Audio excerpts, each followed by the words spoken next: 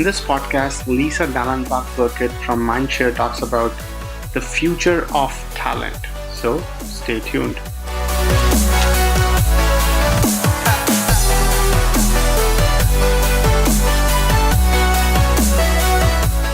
So welcome to another episode of Jobs of Future podcast. Today we have with us a great guest. We have with us Lisa Dallenbach. She's a North America Chief Talent Officer at Mindshare. A brief bio. So Lisa brings a unique combination of talent expertise and a record of success as a strategic business partner and advisor to the CEO and executive leadership at Mindshare. Lisa leads the development, implementation of North American talent strategy, including HR, recruiting, employee development, and staffing teams. Together, they serve over 1,500 bright and driven employees across US and Canada. With a shared global talent goal that Mindshare is the place to do best work of your career, Lisa is changing the face of talent management at Mindshare through innovative, holistic programs and a culture that is agile, employee focused. She has transformed the talent team functions from support to all encompassing strategic business partners. With over 18 years of industry experience, Lisa prides herself on her ability to drive long and short vision, creatively approach and support the business needs while creating a culture and vision of the work for the workplace. With that, Lisa, welcome to the podcast. Thank you. Happy to be here. Great. So I think, by the way, wonderful background. And I think when I was looking at your profile, the thing jumped out was that your background in talent and strategic management of a big organization and sort of making sure that they hire amazing talent. So could you walk us through your journey to this point? Like, what's your background? And I did some part in this brief pitch, but I don't know if I've covered everything. So if you can walk us through your journey and to this whole, that will be really, really helpful. Sure. And I'll be brief, but I do actually tell this story to quite a few people because my arrival into talent management is a little bit different than others. I started my career in packaged goods. Client side at Kraft General Foods and L'Oreal. So I really learned the business as a product manager. And in a desire to expand that business knowledge, I came to Digitas, which is a full service agency, creative agency.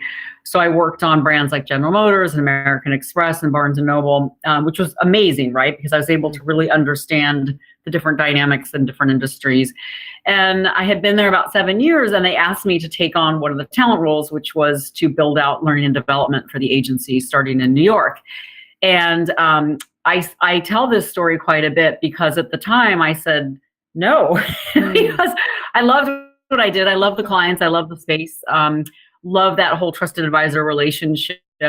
And so I tell the story because I think it's a good mentoring bit of advice I had to learn the hard way, which is when someone identifies you as something that you can do well and you might love that you don't necessarily see, don't be so close-minded and figure out a way to be flexible and make that happen. So I did do that thanks to that same advice that I got from my mentors. And what I realized is when you're working in an organization on talent, the brand you are working on is the brand your organization. So I was still working on a brand. You still need to have strategy. It still is about making the business grow and the brand grow. So that was incredibly inspiring for me because then I was doing it with this group of people that I very much wanted them to personally grow. And I really firmly still believe that. My goal is to make sure that the business is growing and that talent is growing, and the two in tandem, all boats will rise. It also, you see the impact of what you're doing often in a much faster, shorter time frame trajectory than with the client work. So from almost a selfish perspective, that was really satisfying, and it's very inspiring to do. Interesting. And I think it has been fascinating journey even for us when we talk to a lot of HR executives, their background, like how diverse they are when they're jumping into the HR. And I think I think it helps the business. Yeah. I think it helps the business. Absolutely. And I think I remember that HR was not everyone's top of the list to begin with.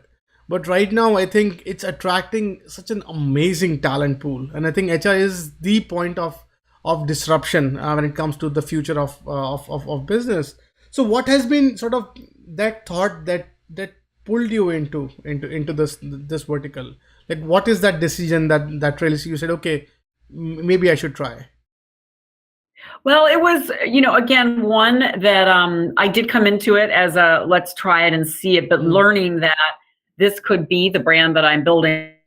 It also, what pulled me in is I constantly have at my grasp the employees, my clients, which I do look at them as my clients. I have them there to hear from them, and I do leverage the employees quite a bit to understand if this is going to be a brand you want to be a part of and a brand you're connected to. What does that brand need to look like? So a lot of companies do that, right? In various formats, right? Focus groups, research, et cetera. I can really do that in a very tactical way and in a very quick and hands-on way. And to the degree I can then map that into the strategy that we're planning for the agency. I can't always do it, but I can. So that's a very inspiring piece that I've got this group of people that can really help and give me good guidance and good insight as to what I need to do. Often it's the same as what I think we need to do for them, but they give me really good nuggets of something different that they might be experiencing on the business, how I can make it a place for them to thrive and, in fact, do the best work of their career. And usually that goes in tandem. If I can get them to thrive, the business does better, they're better for the clients, et cetera. So that is a whole package that works together. And that piece, that 360 piece, is really amazing to work on and be a part of. My job is to facilitate it and make sure they have what they need to make that happen. It's pretty awesome. Interesting. And what if you can walk us through your current role, like what your current role entails? We'll resume after a short break. This part of the podcast is brought to you by First Friday Fair, fastest AI-powered way to find your next opportunity. Check out the website firstfridayfair.tao.ai and find your next dream job. Let's get back to the podcast.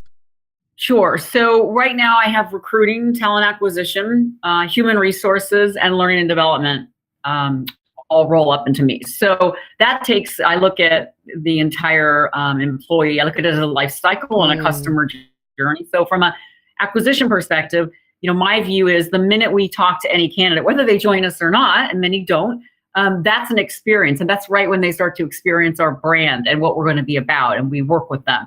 And that journey, hopefully they do migrate in and they join us. Then my job is to make sure, so I want to make this the most attractive place that they can work. And that's all through the acquisition. How do I find them? Make sure it's the right job for them. If they come in, how am I setting them up for success? And segueing off of that, once they're here, really making sure they have everything in place so they can thrive and grow. So that's the human resources part, is once they're here, how do we take care of them, from a human perspective, a growth perspective. And that means keeping our eye on them when they're possibly ready to do something new and different. How can I be proactive about that to make sure that they choose to do it here?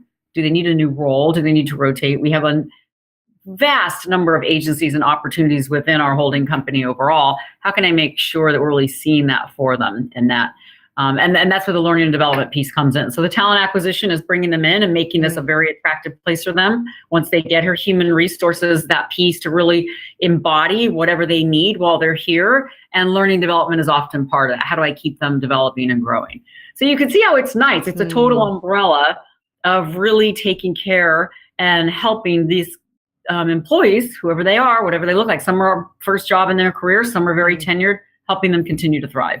Interesting. And when you I think so, interestingly, you're at the both side of the coin of HR. So you have been on the receiving end and now you're on the delivering end of the HR. So what are some of the sort of surprises that or sort of anticipation mismatch that you see now being in this vertical, ensuring that the success of your organization when it comes to talent, from when you were getting in versus now? Like, what are some of the surprises that you have seen? Well, it's not so much a surprise. I think I'm seeing more of a change in the way many corporations and HR communities are viewing HR. I think it was very functional before, and you still have to have that functional excellence and operational, which is when you bring new hires in, it needs to be seamless and it needs to be easy and benefits, all the things that operationally need to be easy from an HR perspective. And you need to have policies and places you start. But what I see more and more that I have always prided myself on and had the pleasure and good luck to work with amazing talent partners who mentored this for me before I was in HR, is that real human side.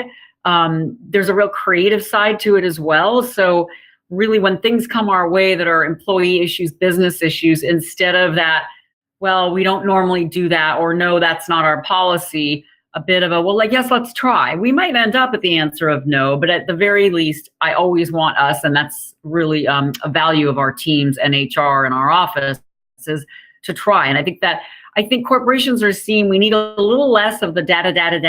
Now, we'll come back to data in a minute because that is really important. And a bit of putting everyone in a box and here they are on this grid and that grid. We still need that to some degree, but also that really human approach to it as well. And those connection points, I think, is of great value to the organization. And in my opinion, does keep people at an organization longer. They connect with us. And that's part of our remit. Interesting. So I see that a lot more broadly than we used to. Not so much HR as a function, but a partner to the business and to the employees overall. We'll resume after a short break.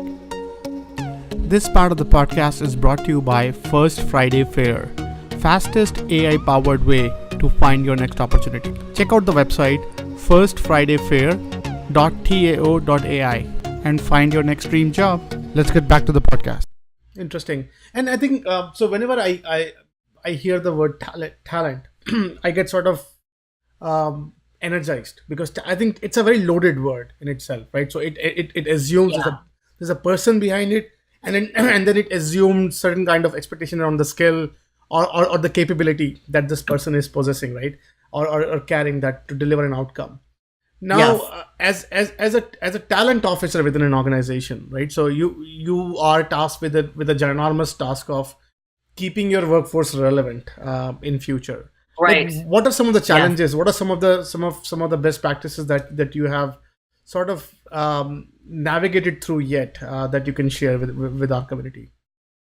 So in terms of how we manage that, we do have a fairly agile, quick process we go through twice a year to really understand where our talent is and what they need from a skill set perspective and how they're doing from a performance perspective. So it is not an exhaustive, it is not something that is done one-on-one with the employees. It's something that we do so that we could just go through and each person and sort of quickly assess how they're doing. And I can't share with you exactly how that happens, but it's a pretty, it's thorough yet agile. And it is the data that helps and works. So we had data from, say, year-end performance reviews and other exercises we do, and people didn't use it.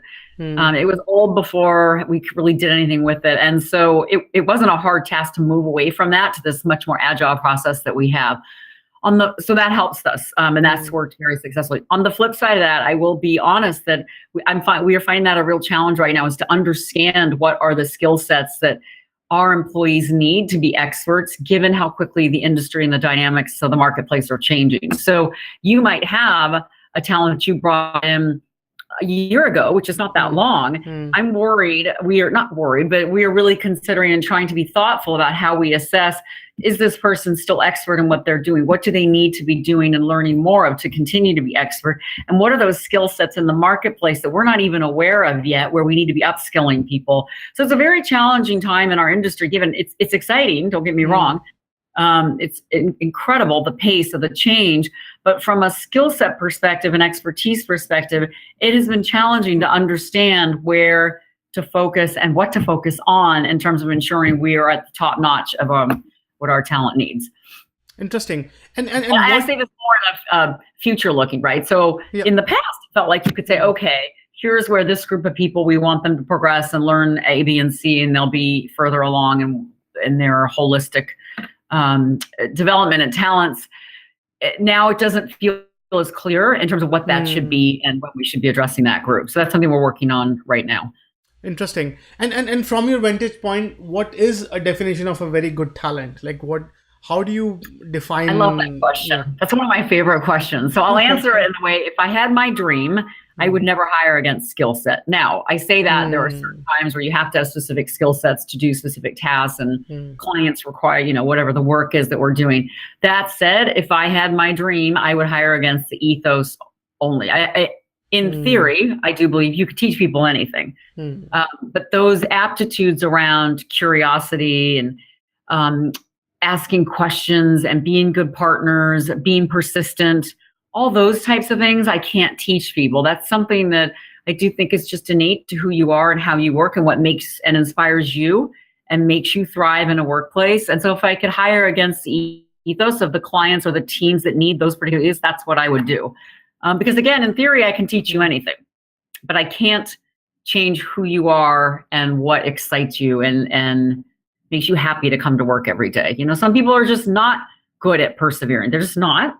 Nothing wrong with that. They're different. But that ability to work in partnership, so much of what we do, you have your own individual contributor tasks, but it's so team matrix partnership oriented with your colleagues and other expertise discipline owners. You need that. So that would be my dream, is if I hired against that.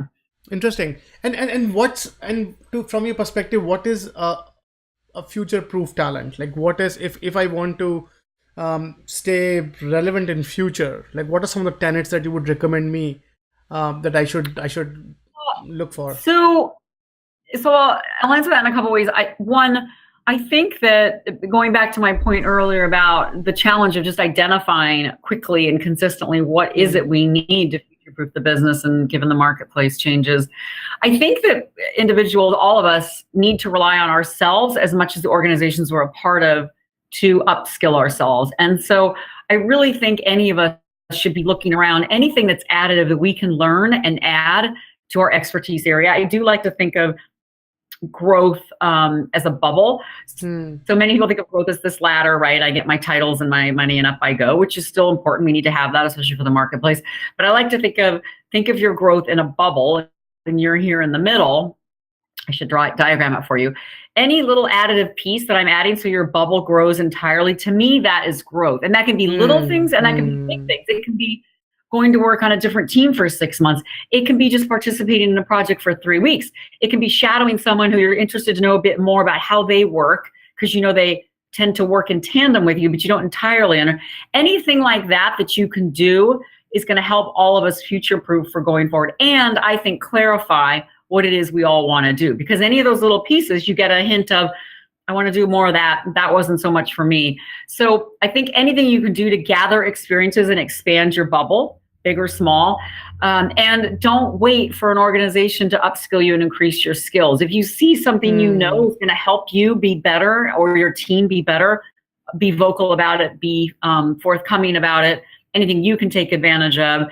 And I also, one skill set I'm really seeing as becoming more and more critical as people are plugging and playing in agile teams and working across, not so much just in their job on their team and for one manager, they're working with multitudes of people and for many different managers and leaders. So for leaders to be able to assess talent and understand their direct reports across a matrix environment is really important. And that's, to me, a bit new. I haven't really seen too much of leadership training that's really addressing that type of thing. The ones that I see tend to be the best are the ones that are the most connected with other managers and other groups going on. So they have a full assessment of how that's working for their direct reports. And I think a lot of the tools coming in where it can allow many people to be giving feedback and comments and scoring, whatever it looks like on performance management, is helping with that whole dynamic. So that was kind of an answer for the personal, each of us as contributors and then also as leaders. Interesting. And I think so that's a great segue into the leadership. I think that's again one of the areas that I definitely want your perspective on.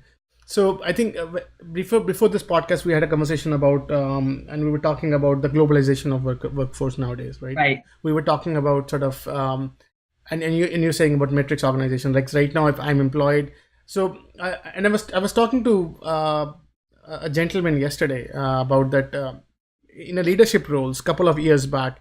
We used to be tribes. Like we should be we all were very tribal. I can see folks that I'm managing. I can relate with them. I know their family. I know their kids. I know that intimate connection between sort of my team and me. But right now, that sort of the empathetic layer or that layer is so vaporized or so virtualized to a point where yes. One member of my team is in Japan. One member is in Australia. One member is in Bangalore. and I'm managing them as if I'm managing a team. Yeah. So what are some of the challenges that you are seeing in those leaders, or like what are some of the things that what's your vantage point on? We'll resume after a short break. This part of the podcast is brought to you by First Friday Fair, fastest AI powered way to find your next opportunity. Check out the website firstfridayfair.tao.ai and find your next dream job.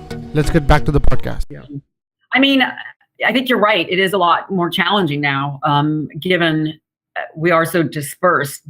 But we also have the tools to stay connected more than ever. And I do think as a manager and a leader, you have to find a way to make a connection point and have some kind of personal connection. It doesn't have to be, broad and knowing everything that they're doing type of thing, but you have to have some sort of rapport, even in the smallest of notions or to smallest of degrees. Because at the end of the day, I mean, everyone's heard this phrase, but gosh, does it show up to be true consistently every day. People, and I say this to my team, we need to make this an amazing environment, but people are not coming to this organization to work for this HR team. They're coming to work for their leaders and their managers. So somehow you were right. How we connect might look different and the time spent might look different, but somehow we have to make sure that we are doing that because most people do want to still feel part of that tribe. It just looks different than it did before. So I think that's a great point to bring up. And it's something that leaders have to be thoughtful about and think through. How am I going to do that? I think it's also interesting when you do have a team that is on site with you and then others that are remote. How do you make sure that those that are remote feel like they're getting this experience and don't feel left out, for lack of a better word? Are they not hearing things? Are they not thought of as frequently? And that's hard. There's something natural about when people are sitting there in the hallway with you versus in another time zone, a day away, et cetera. So I think it's an excellent point that leaders have to think about to really be successful and make sure we are able to see. It's hard for me to see what my direct report in Los Angeles needs, so therefore, going back to that connectivity piece, how can I be connected with other people she's working with out there so I can understand where she's excelling, where I might be able to get her more help, whatever it might be. So I think that's a very good point that kind of pulls in all the things we're talking about. Interesting. And one more interesting thought that I was having when you were talking about sort of this leadership perspective was, so I remember I asked my dad, throughout his career worked for just one company. Right. That's it. My mom, just one company throughout their career. They got married, joined that company, retired from that company. Beautiful, right? Right now we're at an age, and I think at that point you can think that the technology, it takes longer for things to change. The change was not that fast, and I think we were talking in our last conversation before the podcast. The only constant is change, right? So that True. We are changing. The expectation from the workforce is changing. And I think so from your vantage point as an organizational leader for talent, how are you coping up with ensuring this change perception of what talent could deliver, their shelf life, if at all, if that's the word, and what to expect and how to sort of elongate that or just appreciate whatever is going on and just admire and work around that business? Like what's your thought on that? Right. So a couple things on that. Certainly, people move around all the time. Our population, I think 80% of our staff is under the age of 35. I mean, so we're young, right? And so they're young in their career. And there also seems to be this thing that they feel like after they've been somewhere for 2 years, they have to move. So a couple things to address that. I mean, I always tell people, you do not want to be at any company that's not changing, right? Because we put in a lot of changes at Mindshare in the last couple of years, and change, as we're all humans, is not easy for us. That said, given we've talked so much already about all the change going on right now in the industry, in the marketplace, you don't want to be somewhere that's not changing. And you want to be somewhere that's going to allow you to change and grow with the changes that we come about, even if we can't necessarily identify them right now. So I do speak to employees quite a bit about that. And then secondly, everything we have put in place from a strategy perspective in the last 2.5 years is about employee growth. So I used to get the question all the time, right? Like, why in the world would you stay at a company? I was at Digitas for 15 years.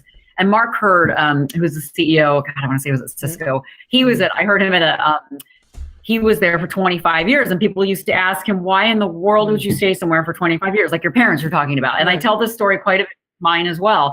If you are somewhere in an organization where you like the people you work with, the culture aligns with your belief system, you are growing, you believe in what you are doing, why would you go somewhere else? If you're not growing, that is an entirely different story. And I say to employees all the time, if you are not growing, I do not want you to be here. That's not right. But I say to them, do not leave until you come to us and let us make sure we don't have other opportunities. I mean, listen, as part of WPP and Group M, we have a tremendous number of opportunities and agencies and places for people to grow and stretch. And so both Mindshare and Group M, that is one of our key strategic pillars right now is growth. And at Mindshare in particular, everything that we have done is to ensure we have agility in terms of skill sets and we're learning in the work that we are on, and allows for a growth platform. And in fact, the annual reviews that we used to have that we eliminated and got rid of, we replaced them with what we call the growth conversations, which is to ensure at least once a year, it's a very formal, in-depth conversation around what do employees want to do? Are you happy? Do you feel inspired? Do you, et cetera? So we have seen from a metrics perspective, our attrition go up from that. We've seen engagement go up. There's a whole holistic set of programs, including a whole website and app that goes in that with feedback and goal planning and that kind of thing. And a lot of it's on a very community-oriented basis. We got a lot of feedback. As I said, I hear from my employees what they want. They said, often, I know what I'm doing, but I'm not sure it's still a priority. So that was one thing to tackle and fix. We plan more often.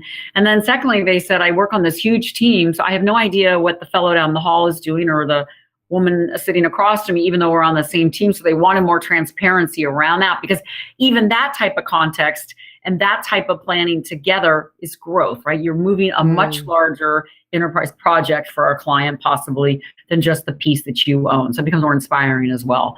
So my hope is there. Are we going to keep employees here forever? No, of course not. I think, though, we're doing a good job to put things in place to ensure we keep them longer than the marketplace typically does. Interesting. And I think I was thinking about, I think it was said by Richard Branson that you, I think, empower your workers so much that they can leave and inspire them so much that they won't. Right. So I like that. So, and I think I remember, like, I was talking to one of I think someone in HR leadership a couple of months back about the IBM's. I think IBM used to have that cash line that start your career with us. Right. So career is a very big term. Right. Very very loaded term. Right. And I think I want your vantage point on this thought of when anyone joins a company and say Mindshare, how much is Mindshare responsible to keep them employable, if not employed, right? So the idea is that I think you talked about empowering workers, right? And I think you talked about employee development. How much of the development is, I think, and to give you a background, so the whole thing started, I think I met one of the guy, he was working for one of the top IT firm in the world, and he got like for 4 years Employee of the Year award, best talent. He was filing patent application. He has, I think, 30 or so patents under his belt. And then he said, Vishal, I was let go and I'm looking for my next gig. So I took his profile, resume, and gave to the top industry in his area of expertise. And that company said he's obsolete. And I said, really? And my pitch to this guy was, hey, he was like Employee of the Year for 4 years. He is the best that company has to offer. Grab him before he leaves. I said, no, thank you. He's not there yet. So I don't want to get into detail on why they said yes or why they said no. But the very aspect, this guy came to me saying, hey, who should I blame for this problem? Right? When I was in that particular company, I was treated like a rock star within the company. Right? I was appreciated for my work. That's very challenging. Yes. Right. And the moment I come out, I realized, whoa, that's not the top of the edge. I thought I was top of the edge and I was doing whatever, right? So how much but in that situation, I would say, because you're Rockstar Employee of the Year at one organization, they have a criteria or a set of how they're evaluating that might not be applicable somewhere else. I think you have to take that in the place where you were astounding and really clearly, consistently called out for this award. But that's in that frame. I mean, I think it'd be interesting to understand more is that framework have to do around skill set aptitudes and work aptitudes and driving efficiencies on the business or ROI or that type of thing, because I'd be hard pressed to think, even if it's not in the same industry, if you see someone who understands how to drive those metrics and understand, those are the metrics for anybody, right? Cost efficiencies, ROI, growth of the business, scaling the business. I'd be surprised. And if that was no one would call that obsolete, right? Everyone wants that. So if we think about it that way, I think anyone, if they can look at what they're doing and how are they able to think about it in those frameworks? Am I driving things efficiently? Am I taking costs out of the system? Am I scaling the business? Am I doing more? Am I innovating for our clients? That's one thing I tell my team all the time. Even as HR, we have to be innovative. Going back to what we started talking in the beginning, and we were speaking about, we can sit here and do the same thing all the time. It's probably fine. But let's always ask ourselves the question, like, can we do it better? The answer might be no, like we're doing it as best we can. But I think we have to start with that question and push ourselves and innovate where we can. And that always drives those other factors, most likely, or some of them as well. So my suggestion would be for people to, future-proof yourself and not be obsolete is kind of always keep those business metrics in mind and think about the job you're doing. And can you frame it in those, or can you pick one or two of those and see how you can drive some of those against your own skill sets? And going back to, I think we all have to be on top of how can we continue to learn, even in the smallest of ways, to up our skill set and up our game and things we're seeing. I think that's a collective job right now. Interesting. We're doing as much as we can, organizations are, but I think collectively we have to think about that. And I'm sure if any employee of yours or ours, mine came up to me and said, listen, I'm seeing that we need to be better understand X, Y, and Z. Can we take these classes and be reimbursed? There's usually, even if it's through tuition reimbursement, ways to do that. I think that's a very, very interesting point. I think, and you are hitting on some of the very critical point. Even like I, as an entrepreneur, right? So what keeps me up at night is something like the similar scenario.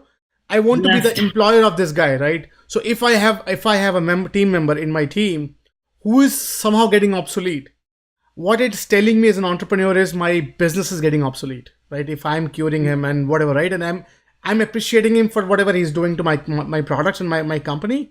But on the other side, the thing that's, so I'm losing edge as well. And needless to say, that business is struggling, the top IT firm. Right. And now I think that's another piece of the puzzle, right? So I think as an entrepreneur, tried my anxiety with this worker is, hey, how can I keep themselves out of their mind, right? How can I sort of show them the perspective that, hey, you have to look outside to figure out your locus of knowledge or whatever. Like, how do you keep yourself that, hey, I am the best this particular talent has to offer, and then now contribute. So from your vantage point, how much of this is responsibility of HR, like, or talent, or on the talent belt to keep these guys at the top of their game when it comes to what's happening in the industry? I mean, I would say not that much, because I would also say anything to do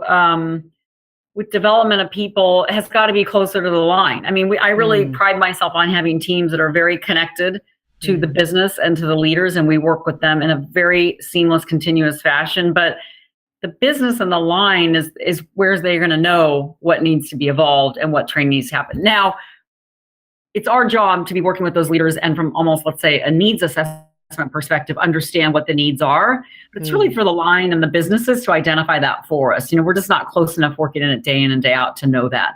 And then our job is to prioritize that, right? So how much of that can we get done internally? What can we do to solve for it externally? But it's an interesting, going back to your starting point that, what keeps us up at night and obsolete on. But, maybe the word is not obsolete, but evolved. I often ask leaders, have we evolved the way that we're doing things so that we might be smarter and better? And yes, we're doing it better and we're doing it differently. And that's a different skill set. It's not such a bad thing. And yes, I think that is a big challenge, is how do you then manage that change to a new process and a new way of doing things once some of you get there or half the team gets there or you see it and doing it. I think that's a tough, it's tough to see it and then tough to identify and manage through that change. Interesting. I think very, very valid point. And Lisa, thank you for sharing that. And let's not stay up at night anymore. It's not obsolete. It's evolved. That's a We're good evolving. point. Well, I think it's paranoia. I think it's more than anything. But no, I think it's hard. Yeah, I know. And now let's talk about the organizational role. I think we are very nicely segued into the organization now. So how would they keep themselves jazzy enough to attract great talent? Like, what are some of your thoughts on a good organization inviting good talent? Like, what are some of the tenets of organization that attracts great talent? Some of the characteristics we look for? Yeah, so maybe a couple of years ago, I would have said everybody's got the same skill set. By the time you get that pool of candidates, right, they've all roughly got the skill set to have them in that final pool. And it comes down to those pieces around, can you be collaborative? Can you persevere? Are you intellectually curious? That type of thing.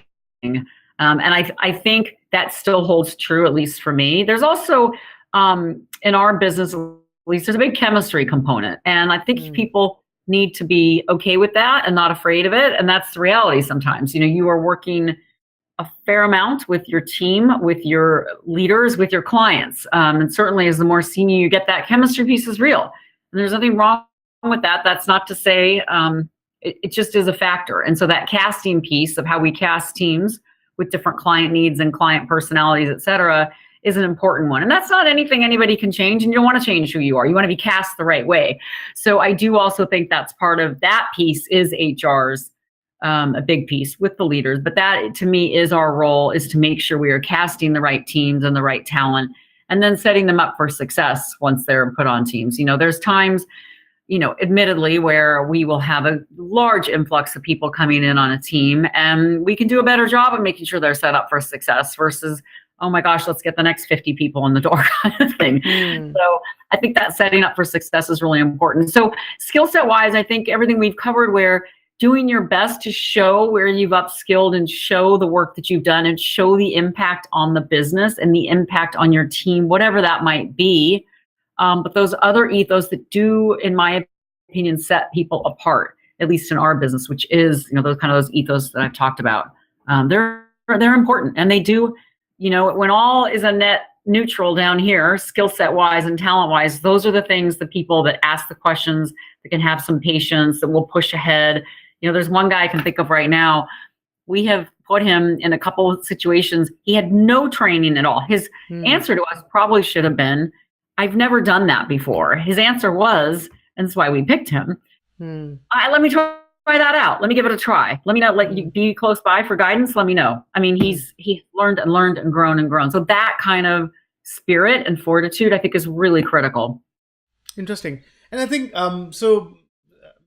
while staying in the organization, I think I remember I was talking with one of the recruiters at one of the prestigious consulting firm, and he said it really well. He said, Vishal, and this could be very personal to this guy. So he said, my strategy for great talent is, if you're looking for me, I'm not looking for you. So I said, what do you mean by that? and his perspective was that if you are hitting a recruiter for a job, you're doing it wrong. And I said, wow, let me think about it. And then he said that, hey, you should. So, and then I asked him, hey, does that mean that your employees in your company, are they open enough to talk to, say, other folks talking and all that? So it requires the entire cultural shift, right? So that guy's small pitch means the entire culture needs to be that, hey, each worker is getting great talent. And then interestingly, I started talking to a lot of follow-on HR executives about their top hire stories, and most of them come from referrals, right? So they say the only thing that works is referral. So now, from your vantage point, like, how important is this perception of organization inviting interesting talent? I think there's a lot of truth to that. I say that to my team even.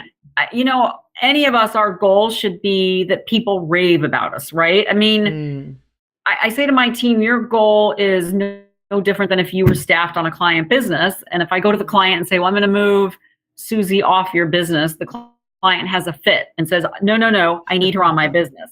That should be all of our goal. I mean, because you and I know that talent that does rise above, someone talks about them or mentions them, or you hear, hey, I'm looking for so-and-so, you immediately will rave about that person. And I think that is true across the board. So even don't laugh, but even in situations, so when we're hiring babysitters, it's the people that get raved about. I'm like, oh, there's something there. Not the general, like, yep, they're good, they're this, they're that. And I also think this ties back to followship. It's a great, I know a lot of leaders will ask, senior level candidates about their followship, because followship tells everything. If you have people that follow you from place to place, that says it all. You don't even have to dig in and ask why. It just says it right there. So I think that's an interesting one for any of us to ask ourselves, is how can we drive followship for us of our brand? How do we inspire people to want to come and work with us? And am I doing enough to make sure these people know that I'm always going to take care of them, know that they're going to grow with me, know that they're going to be inspired, know that I'm going to be human with them? Are they willing to, when I call them, say, you don't even need to tell me about the job, I'm going? And there's people who will do that. Interesting. I think there's truth to it. And I don't think there's anything wrong with that. Because, but to me, you can tell I believe in this so solid, right? It does come back to those other attributes, right? I mean, everyone can, if you've got a bunch of people that can do the job, the ones will be like, yeah, I'll go for that with you. Hey, let's try this. Hey, do we think of that? Let's ask that question. Let's ask so-and-so, maybe that, those people that really holistically get in and partner with any of us to think about how to move the work forward. Those are the ones you want on your team. I think to your point, I definitely find it way harder to hire a babysitter than an employee. So it's not easy. I mention that only because I think it's true across the board. When someone raves about someone passionately, there's something there. And I think so. One other interesting story, and it's coming again from my personal bias, by the way. So I have some fund allocated for, say, training, and I said, employees, hey guys, take this and enjoy. Like you should get trained. Find an interesting course. It doesn't have to be directly related with work. Just have fun. Just go out, do something. And rarely anything gets used. I get it back. And then I asked a bunch of other executives. I said, hey, how do you solve this problem? Like, I want this freaking funds to go away, because then probably productivity will come back in. But all I get is that cash back and not being used. And I got, like, to my surprise, the same story. Like, many businesses struggling to get their employees go out and get trained. Like they don't because obviously it's hard for them to figure out which course. Well, it's an effort away. House thing too, right? You got to go off site. You got to make the time. I mean, it's logistically that's the first hurdle.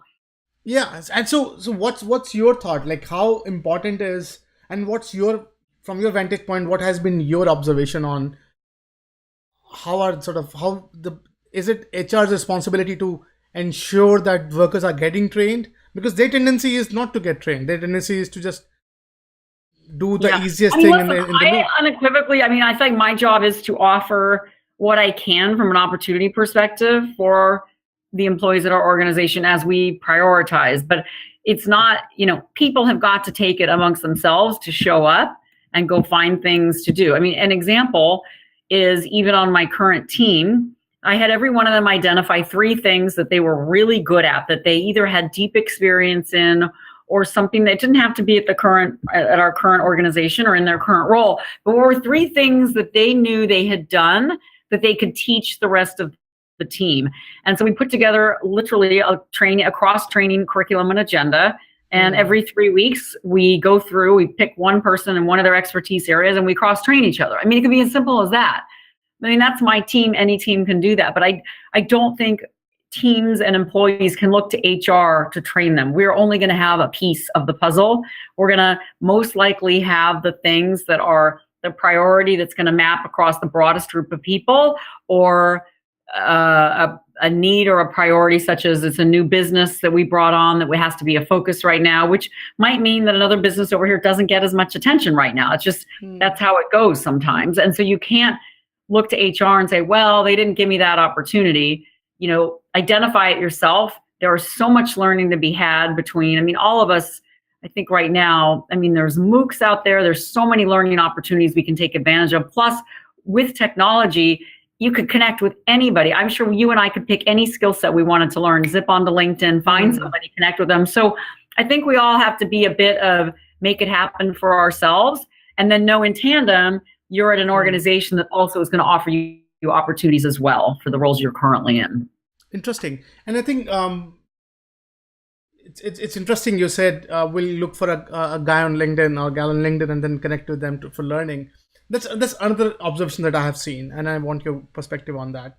So whenever I asked my HR at one point in the past saying, hey, how to train, how to empower workers, and she said, hey, these are a bunch of courses, bunch of MOOCs, bunch of blah, blah, blah. Let's get to that, right? And then I said, okay, that's an interesting perspective. Then I started investigating into this area of how to empower workers, and I realized only one other thing that you could do is train them. The other thing is like mentor mentees, like empower them with the networks that are pretty much equip these guys. And many times, and I think, and we had a conversation about this even before podcast, that in future, we don't know where the technology is coming from, what technology we are heading to. Almost everything that we are working now is going through transformation, right? So when we are working in a time when there's too much transformation going on, we don't know what would be the skill requirement of future. And interestingly, I was talking to one of the chief learning officer for one of the very large company, and he told me a very interesting statement. He said, Vishal, you know what? When the shelf life of a skill is shrinking more than it will take you to educate someone, everything goes out of the window, right? So I cannot empower the workers anymore. It's not in my control anymore to sort of educate these guys.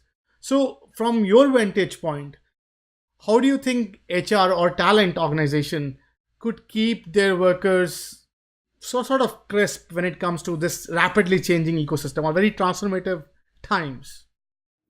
Yeah, the one place we focus on is, we are asking many of our employees to lead teams. So from that respect and regard, I think if we are asking them to lead teams, we need to put in place tools and learning for them so they know how to do that. Very few people are natural leaders, and that evolves, right? So, programs that serve leaders as soon as they become a leader for the first time. And then when you're about 9 to 12 months in, you've learned a bit, right? You have some self-awareness around like, ooh, that's a challenge for me and I'm really good at this over here. How can I really start shoring up my total leadership ability? And when you become more senior, what leadership looks like becomes different, at least in our business, because it becomes leading clients and leading negotiations and leading teams across agencies and different like that. So from that respect, I feel like HR or the organization does have an obligation. We're asking them to do this, and so we need to train them there. And if we are bringing in people, let's say I do hire people on the ethos that I want to, and they don't necessarily have the skill set, well then yes, I have an obligation to make sure I'm training them and bring them in to set them up for success. Again, going back to having them, upskilling them and future-proofing them as much as we can. But again, I don't see it. I see it as HR's job to identify and prioritize with the leadership team what that is for the organization. But I also really think it's for those on the ground, the leaders, and any of us to understand. I would recommend to anybody, get a networking group. People think of networking is just for looking for a job. Networking is incredible to just get together with a peer set of colleagues who have your same skill set in your same industry, doing the same job that you are, and just learn from them. How are you approaching it? How are you doing different? What are struggles you're finding right now? How are you addressing this and that? That's incredible learning. And honestly, it's probably the most valuable learning because it's really real and really tangible from someone else right in the moment versus what I can have someone come in and teach you in a setting type of thing. So I really recommend that. I mean, I do it from an L&D perspective. I have an L&D networking group, and we get together every couple of months and just literally like, what are you guys challenged with? What are you working on? How are you approaching this? New vendors you've used, all that type of thing. And anybody can do it. So I think there's things that HR and the organization do have an obligation to be giving to employees, but I really think you need to go be doing that, and you need to want to be seeking that for yourself and helping yourself rise up versus your peers as well, or with your peers, however you want to look at that. So I don't entirely think that's HR's role. Right. Interesting. And from your vantage point, what is, if I'm a startup, right? What do you suggest I should do to attract amazing talent? Like, what are some of the things that you could suggest that I would do that sort of, again, attracts some great talent in my organization? Right. I'm of the belief that, and this is our strategy is baked in this. I am of the belief that if you bring in talent and let them know that they are going to have opportunities to grow, which is going to align with the business, and they are going to succeed here and they're going to grow. I mean, the two should grow together. And if the business scales, they should be able to scale. And, my belief is that is the number one thing that talent today is looking for, is opportunities to grow, and that it's an open environment, right? That we are aware of that, and we don't want to. I think we have some work to do at Mindshare and Group M right now, and we're really opening that up this year. And I think many organizations, they bring people in for a specific role, and then that's the role that they do. And our thought is, yes, bring them in, but after a year, we need to look at like, okay, what do they want to do next? And we've just put in some programs in place that let them explore in a way that's not too disruptive to their current job, but so they get a sense of what they want to do. Group M is opening an entire office and program similar to your career center on college campuses. We have a new building down at 3 World Trade this summer, and it will be a career center so people can explore, like, gosh, what else can I do outside of this, that, my current skill set? And so I personally, that's what I feel like talent is looking for, and we're trying to do everything we can to drive. I call it mobility. That's, to my team, my core value for this year. How can I drive that agile mobility in work and what we're doing? If I had my druthers, I would also be picking and identifying different teams, or rather work that needs to be done, and how I can plug and play the talent quickly on a project, off a project, on a project, off a project. That's amazing learning for any of them. So we'll get there, I hope. and what's your thoughts on so-called gig economy? Like, from your vantage point, how is the enterprise landscape from your vantage point is changing when it comes to all these self-serve tools, or all these sort of gigified sort of workforce that's available?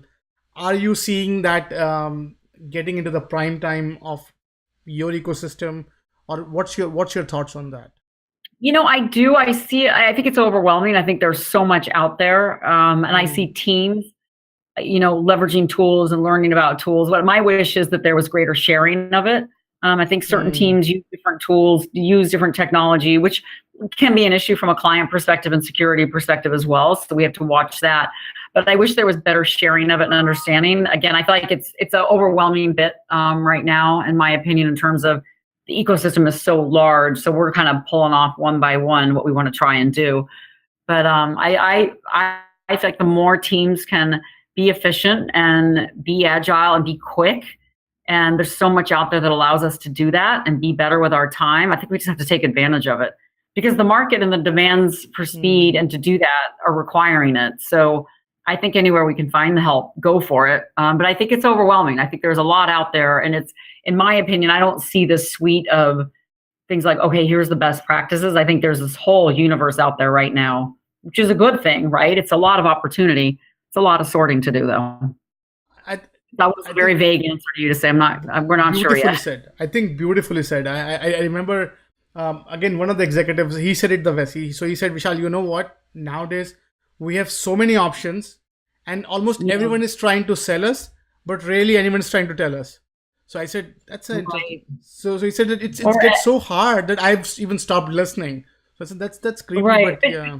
And going back to the question around the talent that comes to me and says, hey, because as managers and leaders, I'm not entirely aware of how that group works and that group works and that group works. The talent that comes to me and says, hey, we're working this way. We think about this technology might help us. This can help us be more efficient. That's the talent I want to keep. To me, they are partnering with us to be better, to innovate and drive us all forward, because I might not see it. Chances are I might not. Everyone's going to have a different perspective and vantage point based on the work. Our organization's quite large, so I'm not going to see it all.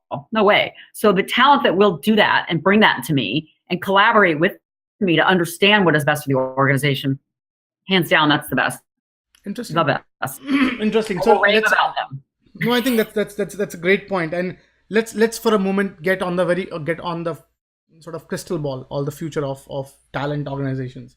So what are some of the prophecies, or what's some of the things that you could predict how the talent will or the perception of talent would change in the future? Like what's your take on? I guess my hope is, I don't know what I can predict. It's my hope, and what we strive for is that people see talent as an indisputable tool for scaling their business. So in ours, people is what we have. That is what we bring to our clients. So we have to be that way. But I'm speaking broadly for other verticals and industries, because I really do think whether you are sitting there doing the task that you just do all day, you are critical to the business. And I do hope people see that the more we invest in talent, which is, again, is the real part where we're going back to the beginning, speaking about coming in, I think we need less function in HR and more human. The more we're investing in this, it's human capital,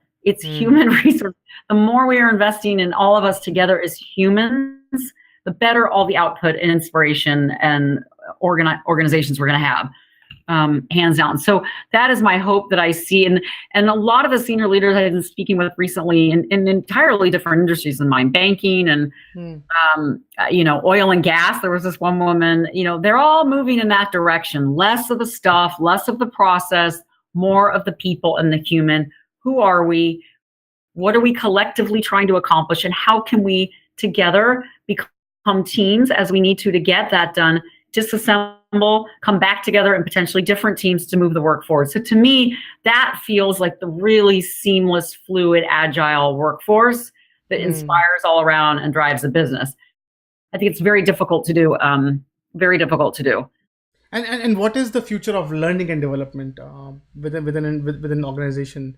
So what would you see the future be? Like, would you see it getting outside supporting these guys, or would it be something that the companies would have inside? Like, it would still retain, companies would retain a substantial L&D focus within the organization? I think it's both. I mean, I think most companies, certainly ours, has a lot of proprietary learning that they want to share around processes that are specific to our business, our clients, et cetera.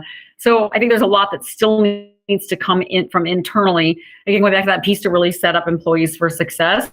But I do think the universe of what you can learn and how easily it's accessible outside of work, we have to be taking advantage of that. Don't wait for any organization to sit there and tell you to take advantage of that. Just go take advantage of it.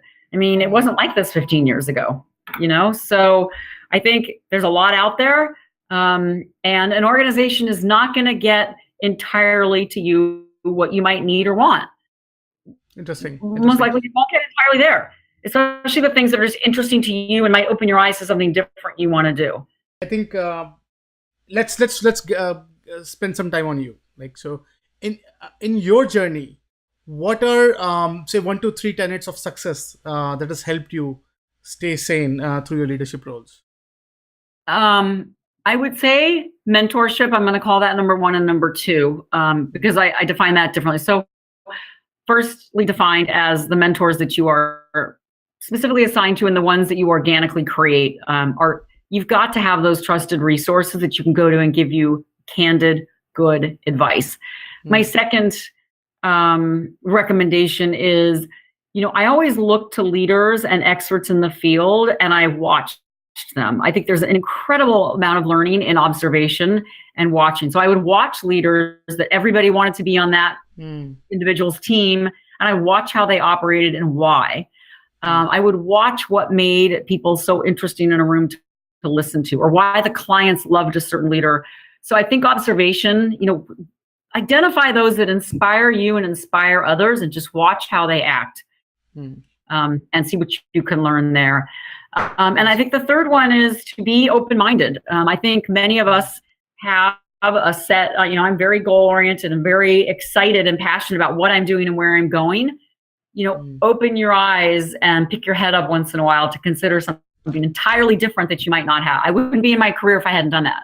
And I didn't have people pushing me to do that. So I think also going back to this learning bit and roles of the future, I think we've all got to be a bit more eyes wide open and try things that might seem entirely non-tangential at all to what we're doing, but you never know. They might be. The universe collides. So those would be my three. That's awesome. And so one thing we ask all of our guests is one book that they could recommend to our listeners and viewers.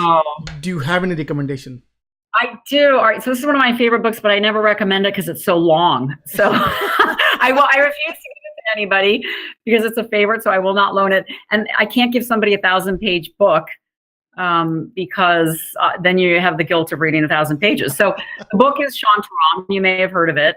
It's an amazing story. It's a true story about an ex-con from Australia who goes to India as he's on the run after he gets out of prison. The reason I love the book so much is because I had the incredible experience to visit India for the first time last year. It is the most amazing culture and country I have ever been to. And what I loved about this book in the beginning is this author articulated it so beautifully, the culture and the soulfulness of that country, that I felt so moved by and couldn't articulate myself. So it's a historical fiction, I guess, of some sort, but that is my favorite novel right now. Awesome. It's 1,000 pages. I could not put it down. The other, from a business perspective, I also will say still one of my favorite books of all time is Good to Great. I think nuggets in that are timeless. Right. Timeless. I agree. I agree. Timeless. And so thank you so much, Lisa. I think that's really, Thank really you. helpful. This has been so nice. We are almost at the last question. So and not the least. So from this conversation, if what would you like our listeners and viewers to take away from our conversation? Like, what would be your closing remark for our audience? So, I feel like it's a remark we've all heard, but I believe it's never been truer. That ability to push yourselves, be open-minded, and explore it all. Because there's so much opportunity to do it now. The businesses and what any one of us is doing every day really requires it. And you can only better yourself. You can only better your team. You can only better whatever you're working on by really pushing and asking the questions and being curious about how we can do it better. So I think it's hard. We're all working a lot and there's pressure. So the thought of, really, you're going to ask me to push it harder? I think push it. It's inspiring. Learn from it. It will only make you better. And going back to our entire topic today, future-proofing, to me, that is the simplest, most available, tangible way to do that. So I would encourage everyone, make a goal that twice a month. I mean, that's not a lot, right? That could be your new streak. Forget Snapchat. Make your streak that you're going to every week try something new or different, or try to learn something and see how it goes. Awesome. With that, Lisa, again, thank you so much. I think It's been such a pleasure. And it was being such a candid with your time and being very generous and sharing some of the amazing insights for our listeners and viewers. You're always welcome back on the podcast. Wish you nothing but success in your journey. And thank you so much. And whenever you're in Boston, let me know and we can meet over a coffee or something. I will. Thank you so much. I definitely will. Be well. Thank you. Yeah. Bye-bye. Bye-bye. I thought I was sick of home, but actually I was homesick. Never really knew that I would have to grow up so quick. I'm so uncomfortable, don't know anybody here. Just a couple dudes that I met once, that's it. And I go into the booth feeling nervous. Got butterflies in my stomach like I'm so worthless. Is the mic on? I don't know how to work this. Inside I'm breaking down, I hope I'm not up on a